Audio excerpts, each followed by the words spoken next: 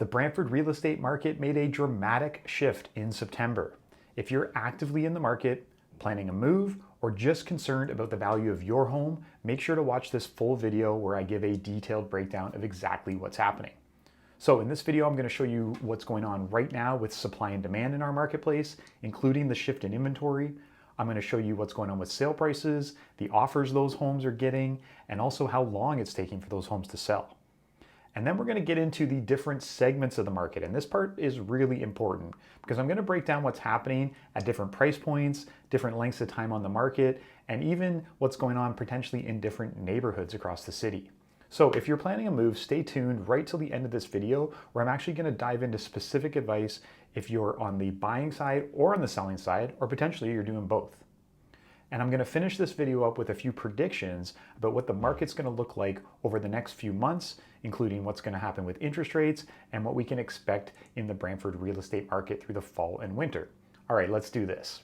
Welcome back to my YouTube channel. My name is Jeff Thibodeau. I'm a professional real estate broker and market analyst right here in my hometown of Brantford, Ontario.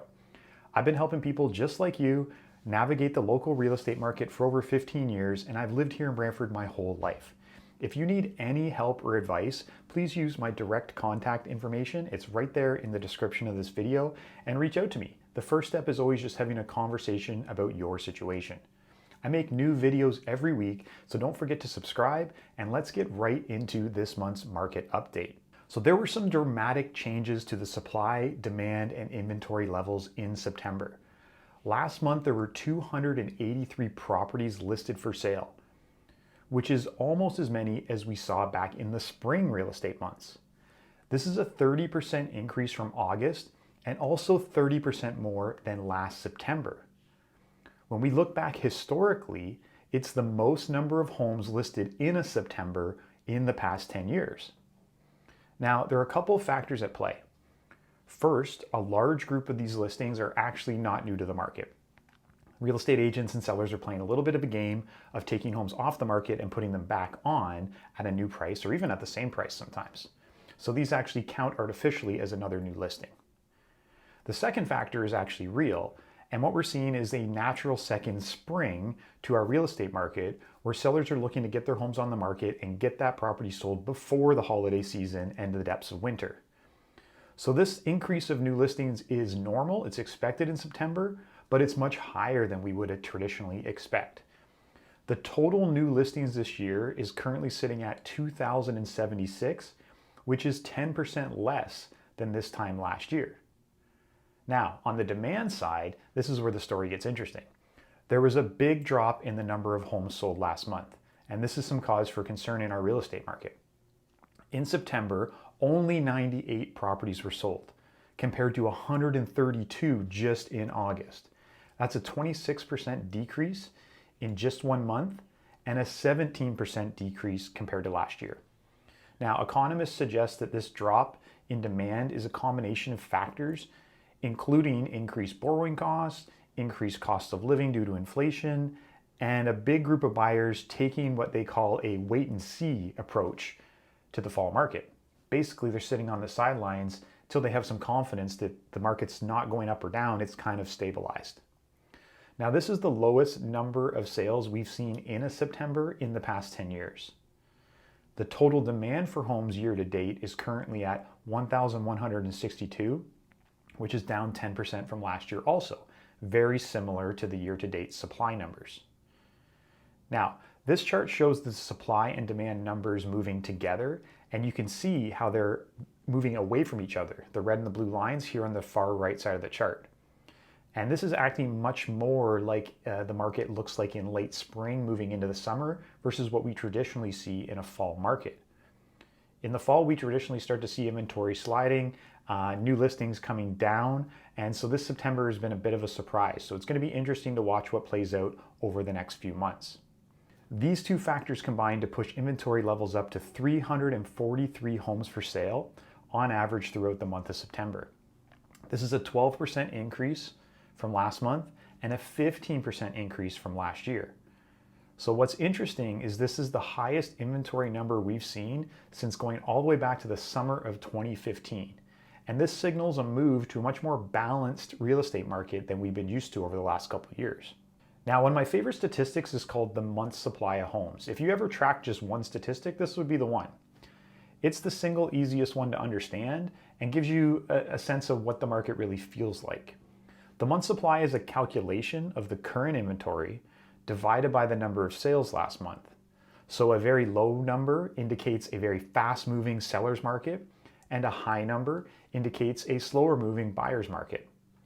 So the month's supply has actually been on the rise since it bottomed out at the peak of the market in January 2022. Now it's risen up to 3.2 months supply, and that means there's approximately 3 times as many homes for sale as there are selling in a month. So for buyers, this means you have more choice than you've been used to over the last couple of years. And for sellers, it means that there's much more competition when it comes time to attract that buyer to your home. The sale price of homes in Brantford continues to hold on, even though buyers have more choice. In September, the median sale price of a home was $645,000, up 3% from where it was in August, and up 10% from this time last year when prices were actually sliding down. When we look at the historical chart here, the market peaked back in February 2022 with a median sale price of $795,000. That was right before the Bank of Canada pumped the brakes on the market and began aggressively hiking rates. That led to a cool down all year in 2022, and the market hit a low point in October here locally at $573,000 for the median price of a sold home. Since then, we've actually seen prices being pushed up month after month, even though interest rates continue to climb with 2 increases over the summer and fixed rates rising all year. Prices are currently 19% below the peak level, but already back up 15% from the low point. So we're at a very interesting time in our real estate market. We're about equivalent to where we were sitting in October 2021 before the final ramp up of prices that you see that peak there at the early start of 2022. Now, the time to sell a home last month rose to 28 days, and this can mostly be attributed to homes that have been on the market for a longer time, finally getting their price right and getting an offer, and that's moving the median number around. We'll show that to you in a chart a little later. The median selling price was 98.5% of the asking price, which is right about where it was in August and up a little bit from from this time last year. So most sellers are still receiving a fairly strong offer. Now stay tuned, we're going to break this down in more detail a little later on in the video to show you just looking at the median number, it doesn't tell the whole story. The truth is that most of the properties that are selling are still getting good offers and moving very quickly. This chart shows all the recent sales showing by how strong the offers were. And you can see that 1/3 of all the sales are still happening with multiple buyers and the price being bid up over the asking price. Then on the left hand of this chart, you can see that the red dots are all over the place. There's not really one specific strategy that's winning. It really comes down to a specific strategy per property, whether you're the buyer or the seller. The most important thing to understand about the current real estate market is there are completely different segments acting very differently from each other. So to look at just the averages or just the medians only tells part of the story. Looking at these averages is a good start, but we really need to dive deeper into the data to see what's really going on. The first chart I'm going to show you is a breakdown of last month's sales by the sale price. Now it's clear to see that the majority of the sales are happening between 400 and 800,000. More than 3/4 of all the sales are happening in this price range.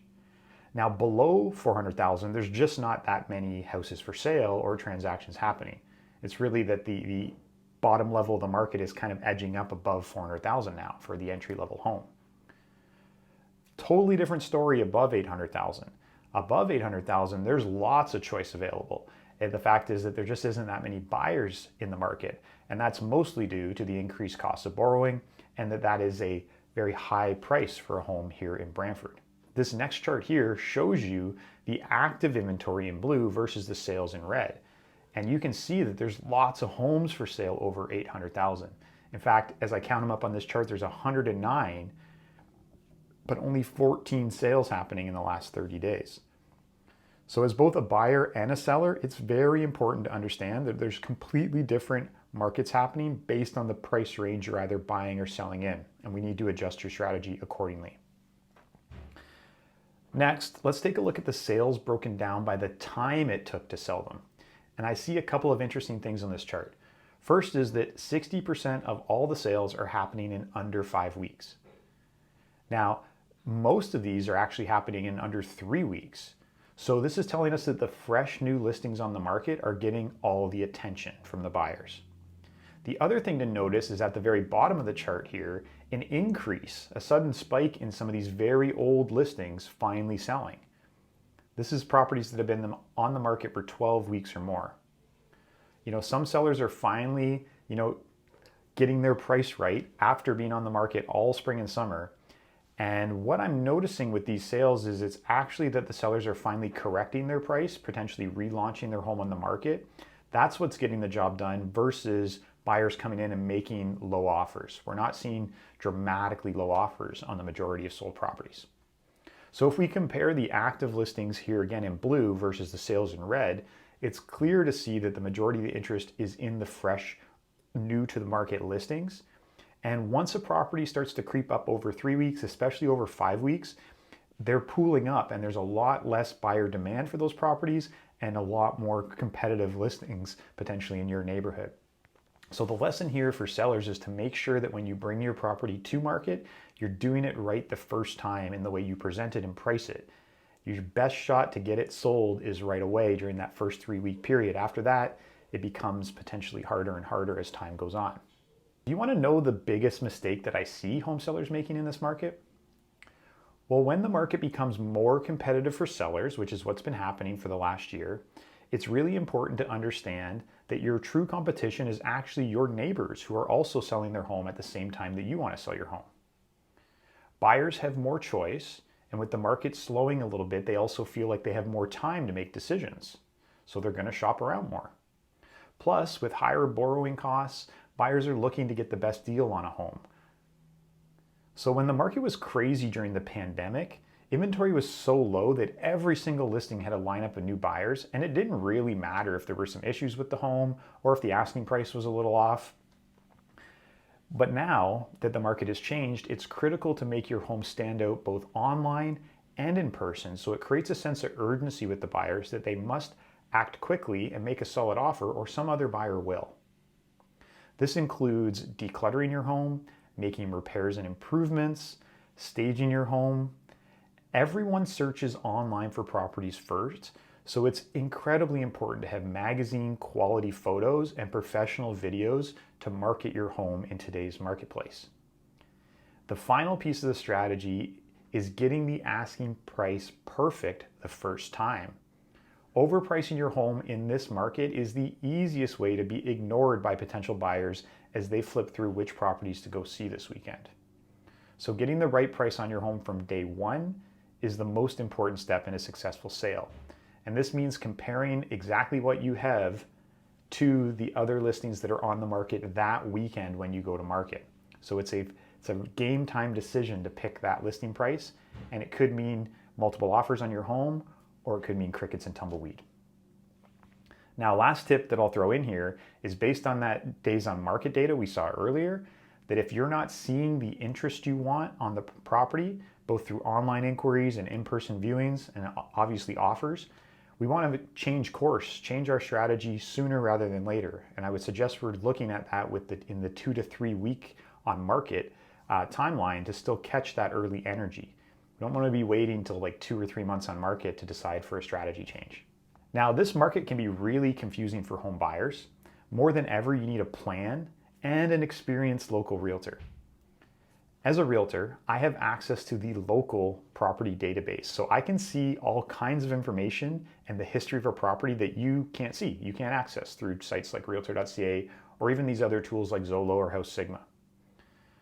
The other thing is that when I call a listing agent and start asking questions about the property, I get way different answers than if you as the buyer call that listing agent and ask those same questions. Especially here in a smaller town like Brantford, where a lot of the real estate agents know each other, our ability to talk and get information about a property can give you the edge when it comes to deciding whether it's worth going to see or formulating our offer strategy. So it's also really important as a buyer to understand what the conditions are like specifically in the price range you're shopping and in the neighborhood you're shopping, because that's really different. And that's going to change our strategy, whether we need to move quickly and make aggressive offers or we're going to go out deal hunting. So if you're shopping in the more affordable price ranges, when the home's new to the market, we can expect to see a lot of other buyers rush in, and if it is priced right, it probably will be sold, potentially in multiple offers. If you're shopping up above 800,000, specifically above $1 million, you're going to actually have a lot of choice and negotiating power. There's some opportunities to find some hidden gems that other people may have overlooked because they weren't properly prepared or maybe marketed as well as they should have been. And you need to make sure that we're actually looking for a motivated seller. Because let's be clear, some sellers in this market, they don't actually need to sell.